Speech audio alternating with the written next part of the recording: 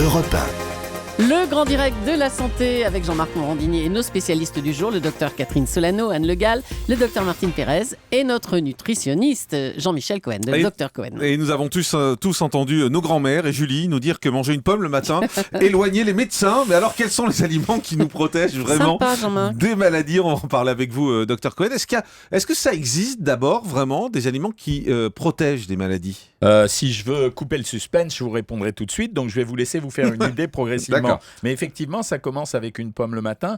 Et une des choses les plus drôles, ça a été le paradoxe français. C'est-à-dire quand on nous a dit que le vin nous protégerait des maladies cardiovasculaires. En réalité, contrairement à ce qu'on raconte, dans le vin, ce qui pourrait nous protéger, c'est les antioxydants qu'on y trouve, les fameux polyphénols. Mais si on creuse un peu plus, on se rend compte que pour arriver à une dose qui soit protectrice, il faudrait prendre un minimum d'une centaine de litres de pinard par jour pour arriver à de la protection. En réalité, le vin, dans ce qui protégeait dans le vin, c'était l'éthanol, c'est-à-dire la petite goutte d'alcool. Donc il aurait suffi de prendre 2 à 3 cuillerées à café de vin pour bénéficier de l'effet protecteur. Mais quand les fabricants de n'importe quel aliment se sont rendus compte que l'argument était plutôt marrant et pas mal et que ça servait à vendre les produits, ils sont commencé à le décliner dans tous les sens. Ce fut l'histoire du chocolat il y a 3 ans ou 4 ans où on vous a dit finalement le chocolat vous protège de l'hypertension artérielle. En réalité, le chocolat protégé de l'hypertension artérielle quand les gens en mangeaient environ 2,5 grammes par jour, c'est-à-dire un demi-carré. Alors à vous, mesdames qui êtes présentes dans ce studio, j'expliquerai pas que le chocolat, en manger un demi-carré pour protéger son hypertension artérielle,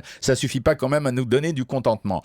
Plus intéressant sont le fait que dans certains aliments, on trouve des substances plutôt originales. Par exemple, l'avocat contient des phytostérols. Ce sont des corps qui se combinent avec le cholestérol en empêchant l'absorption du cholestérol dans l'intestin. Donc c'est vrai que consommer un peu d'avocat assez régulièrement pourrait peut-être aider à faire baisser le cholestérol. Mais vous dites peut-être. Peut-être, oui, parce qu'on ne sait jamais la quantité du produit qu'il faudra prendre pour obtenir un effet pérenne. Alors, faut-il manger de l'avocat tous les jours? Un peu compliqué. Le brocoli, certains ont dit qu'il était un protecteur du cancer. Alors, c'est vrai que quand on extrait les polyphénols du brocoli et qu'on les met in vitro, dans un tube à essai, on arrive à tuer des cellules cancéreuses. Mais faut-il manger des brocolis tous les jours? Alors, les Américains le font. C'est-à-dire qu'ils ont décidé que le produit d'accompagnement le plus sympathique pour la viande, c'était le brocoli. Donc, vous en avez à toutes les sauces.